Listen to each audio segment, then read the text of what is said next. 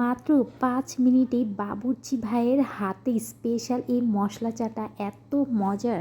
বিসমিল্লাহির রহমানির রহিম। Hello everyone, আসসালামু আলাইকুম। এখানে আমি ১ লিটারের মতো পানি খুব ভালোভাবে আগে গরম করে নিয়েছে। তারপর এখানে ১ কাপের মতো চা পাতা ৫ মিনিট ফুটিয়ে নিয়েছে। এরপর ওই ফুটন্ত পানির মধ্যেই এখানে ৫ কাপের মতো গুঁড়া দুধ দিয়ে খুব সাথেই এটা নেড়ে নিতে হবে। সাথে নাড়াচাড়া না করলে কিন্তু এটা দলা পেকে যাবে।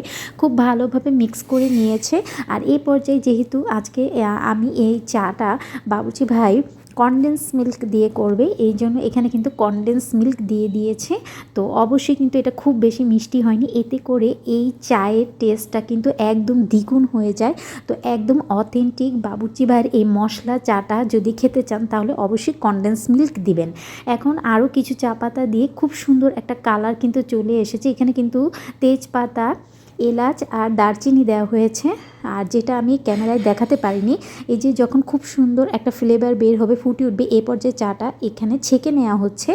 আর অবশ্যই কিন্তু যেহেতু অনেক পরিমাপে চা করেছে এই জন্য এইভাবে ছেঁকে নিচ্ছে, তারপর এটা পরিবেশন করা হবে। আর কালারটা দেখুন কতটা লোভনীয় হয়েছে। এই গরম মশলা দুধ চাটা এত মজার, অবশ্যই এই রেসিপি দেখে বাসায় ট্রাই করবেন। এবং এটা যে এত মজার হয় কনডেন্স মিল্কের এই মশলা দুধ চাটা।